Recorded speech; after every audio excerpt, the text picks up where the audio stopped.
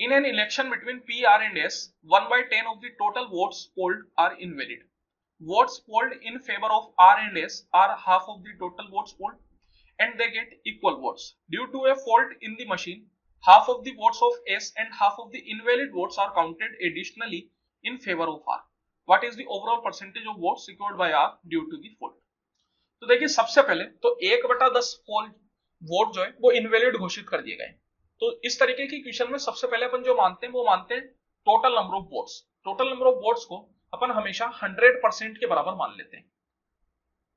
इस 100% का 1/10 को अगर इनवैलिड घोषित कर दिया गया तो वैलिड कितने रहे?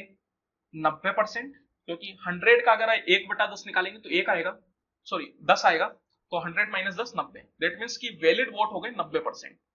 बोला जा रहा है कि votes polled in favour of R and S are half of the total votes polled. तो आर और एस के फेवर में जितने वोट आए वो इक्वल है टोटल वोट्स का हाफ। टोटल वोट्स कितने पोल हुए थे? 100%, उसका हाफ करेंगे तो 50%।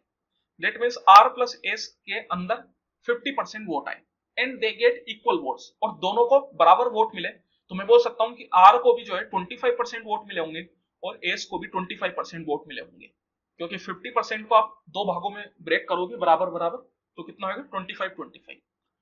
Due to a fault in the machine, machine में खराबी होने की वजह से half of the votes of S and half of the invalid vote are counted additionally in favour of R. तो एस के आधे वोट, एस के अगर आप आधे वोट करेंगे तो कितना आएगा? 25% वोट मिले थे एस को, उसका आधा करेंगे तो कितना आएगा? 12.5%। तो आर के खाते में बोला जा रहा है कि 12.5% वोट तो एस के आ गए। इसके अलावा half of the invalid vote, invalid vote कितने थे? 10% इनवैलिड वोट थे। 10% का हाफ करेंगे तो कितना आ जाएगा? 5%, और 5% जो है इनवैलिड वोट आ गए additionally in favour of R, R के फेवर में। तो what is the overall percentage of vote secured by R due to the fault? तो आर का ओवरऑल परसेंटेज कितना हुआ? आर को पहले से 25% मिले थे, इसके अलावा 12.5% और 5% और आ गए, तो टोटल कितने हो गए उसके पास? तो मैं बोल सकता हूं टोटल हो गए उसके पास 25 प्लस 12.5 प्लस 5, मतलब कितना हो गया? 25 और 5 30, 30 और 12.5 मतलब 42.5। तो ओवरऑल जो वोट आए वो आए 42.5%। That is option number 4। तो इतने उसको टोटल वोट आए।